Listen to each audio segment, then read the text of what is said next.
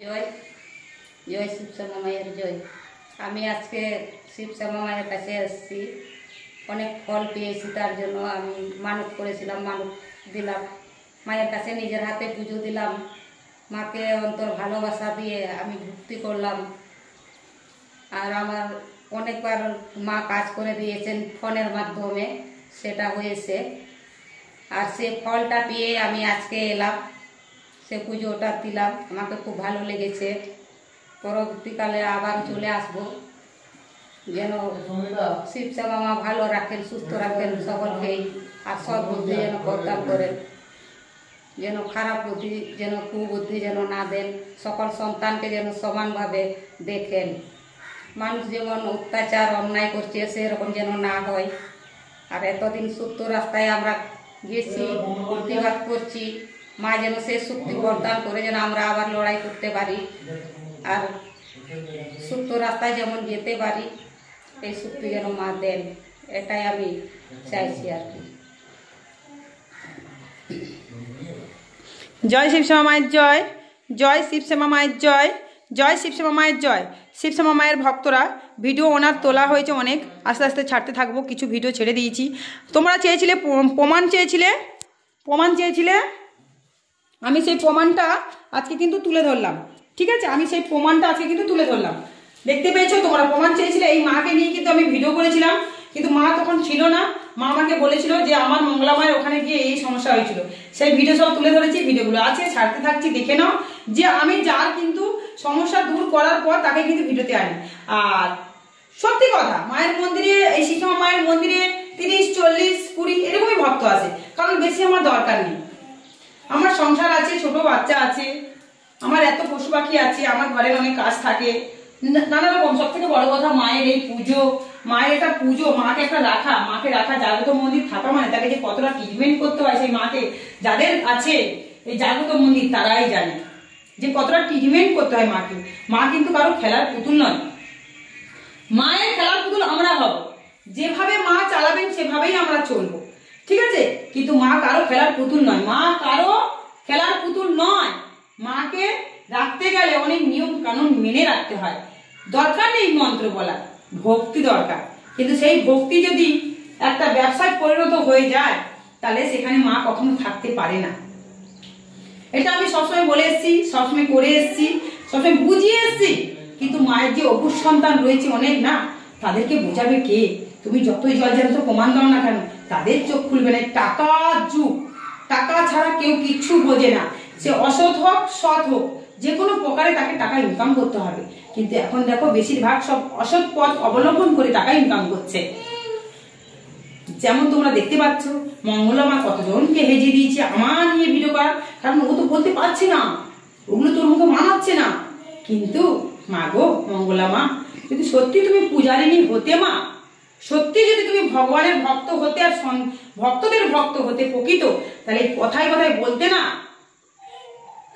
আমাকে ইট এনে দাও, বালি এনে দাও, পাথর এনে দাও। এই মাকেও কিন্তু তুমি বলেছো।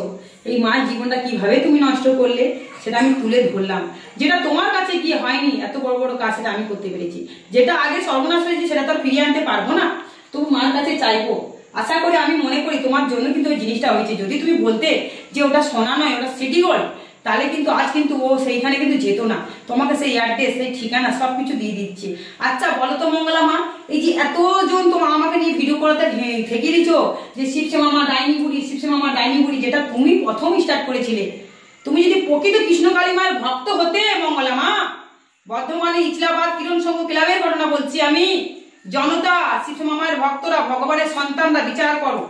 যদি সত্যি উনি যদি কৃষ্ণ কালীমাকে ভালোবাসতো, তাহলে মঙ্গলা মা কিন্তু ভাইরাল করার ভিডিও রয়ে গেছে অনেক। কৃষ্ণ কালীমাকে যদি সত্যি উনি ভালোবাসতেন, কখনো উনি বলতে পারতেন না, একটা যদি পূজারিনী প্রকৃত হতেন, যে শিবশ্যামা মা ডাইনি বুড়ি। আজ তোমার এই কথার বাণী কিন্তু প্রত্যেকটাকে তুমি কিন্তু ভিডিও করতে বলছো, তারাও কিন্তু ভিডিওর এই প্রথম স্টার্ট করছে শিবশ্যামা মা ডাইনি বুড়ি, ভণ্ড। তাহলে যিনি শিবশ্যামা মা তিনি তো কৃষ্ণ কালী মা, এটা আমরা জানি।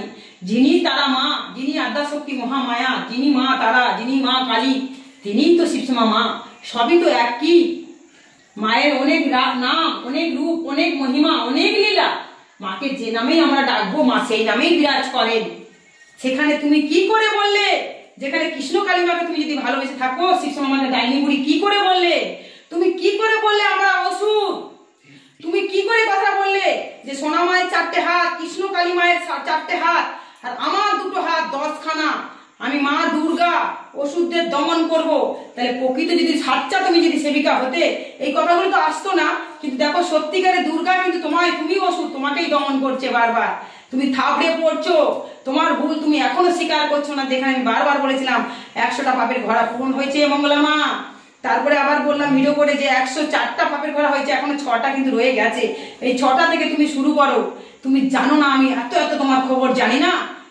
আমার অনেক রেকর্ডিং আছে, অনেক ভিডিও করে করে পাঠাচ্ছে যাদের সাথে তুমি খারাপ ব্যবহার করেছো। এরপরের ভিডিওগুলো আসবে, কে ক্যান্সারে মারা গেছিল যে ভিডিওগুলো করেছিলাম তাকে তুলে নিয়ে আসবো। যাও এই যে মাটাকে তদন্ত করে দেখো যে সত্যি কিনা মিথ্যা।